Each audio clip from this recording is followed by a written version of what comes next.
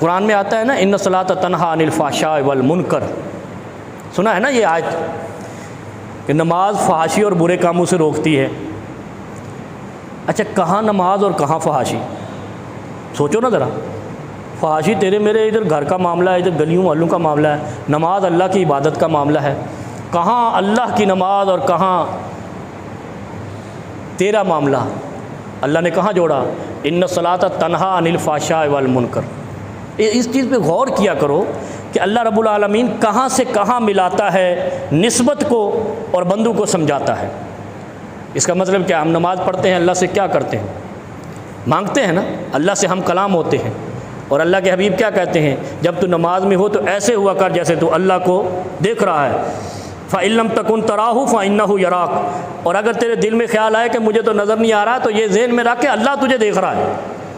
ایسے ہی ہے نا، پھر اللہ دیکھ رہا ہے تو اس کا مطلب ہے تو اللہ کو دیکھ رہا ہے، اللہ تجھے دیکھ رہا ہے۔ اور جب اللہ نے کہہ دیا، اللہ کے حبیب نے کہہ دیا ہے کہ جب تو نماز میں ہوتا ہے اللہ کو دیکھ رہا ہوتا ہے، اللہ تجھے دیکھ رہا ہوتا ہے، پھر تجھے یقین کرتے ہوئے کون سی بیماری پڑتی؟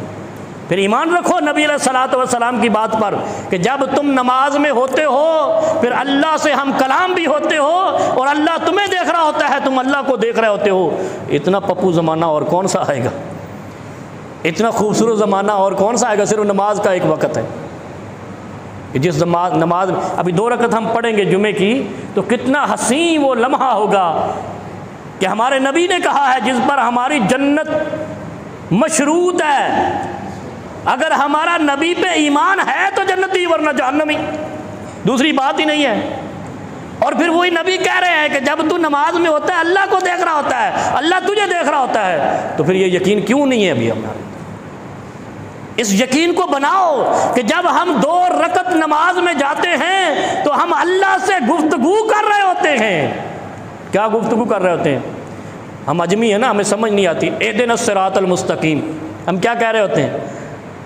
اے اللہ سانو سیدھی راہ دکھا، پنجابی سے بھی آخر کیا کہہ رہے ہوتے ہیں؟ اے اللہ ہمیں سیدھی راہ دکھا۔ کتنی پیاری بات ہے۔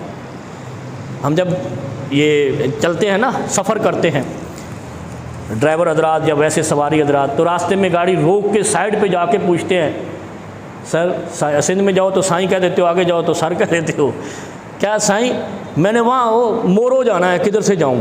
کہتے ہو نا قریب ہو کے، وہ قریب آتا ہے انگلی سے اشارے کرتا ہے، ایسے کرو ایسے کرو ایسے چلے جاؤ گے، ایسے ہی کرتا ہے۔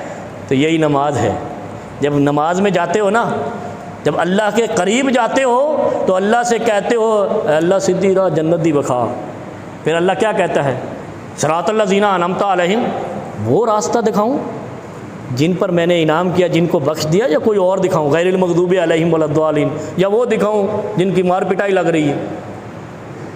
پھر ہم کیا کہتے ہیں؟ اہدنا الصراط المستقیم، اللہ سیدھی راہ بکھا، سیدھی تیری جنت چ جاواں۔ کتنی پیاری یہ، آپ اس کو پیار سے سمجھو، اس دین کو پیار اور شفقت سے لو، ہمارے دلوں میں اتر جائے گا۔ کتنے یعنی جس طرح آپ راستہ پوچھتے ہیں تو دونوں گاڑی کا شیشہ کھولتے ہیں یا گاڑی کا گیٹ کھولتے ہیں، باہر جاتے ہیں اس آدمی، حتیٰ کہ اگر وہ دکان میں بیٹھا ہے آپ وہاں جا کر اس سے پوچھتے ہیں کہ ہمیں وہ راستہ دکھا کہ جو ہم وہ کیا ہے، یہ جو کسی اسکیم میں جانا ہے، پی ایم اسکیم میں جانا ہے، تو وہ راستہ بتاتا ہے اس ترنگی سے ایسے مڑو، اس ترنگی سے ایسے مڑو، وہاں جاؤ۔ اسی طرح جب نماز میں انسان آتا ہے اللہ کو کیا کہتا ہے؟ الحمدللہ رب العالمین، 3 باتیں کہتا ہے، سر آپ بہت اچھے ہیں۔ ہم بات کرتے ہیں نا جب، سر آپ بہت اچھے ہیں، ماشاءاللہ آپ سے مل کر خوشی ہوئی ہے، یہ باتیں ہم کرتے ہیں آپس میں، پھر اس کے بعد کوئی نہ کوئی سوال ڈال دیتے ہیں۔ آج ہی ایک بندے نے مجھے فون کیا، پہلے وہ میری تقریر کی تعریفیں کرتا ہے، میں نے کہا یار ابھی جمعہ تیار کر رہا ہوں، بعد میں بات کرنا، آپ کو میں اپنی مثال دے دیتا ہوں۔ کہتا میں نے چندے کا اعلان کرنا ہے، میں نے کہا اگلے جمعے بات کرنا ہے۔ اس طرح بات کرتے ہیں نا ہم، پہلے ہم اگلے کو خوش کرتے ہیں، پھر اس سے کہتے ہیں اور میرا مسئلہ حل کر۔ تو پہلے ہم نے سورۃ فاتحہ اللہ نے بنائی ایسی ہے، پہلے اللہ کی تعریف کرو، الحمدللہ رب العالمین، اے اللہ تو ہمارا پروردگار ہے، کتنی بڑی بات ہے، اے اللہ تو ہمارے رزق کا مالک ہے، اے اللہ تو ہماری اولاد کا مالک ہے، ہماری نسلوں کا مالک ہے، اے اللہ تو ہمارے رزق کا بھی مالک ہے، ہماری روٹی دال کا بھی مالک ہے، ہمارے ہاں گرام فروشی اور رضا فروشی کا بھی مالک ہے۔ مالک یوم الدین، جب موت آئے گی پھر بھی تو ہی مالک ہوگا۔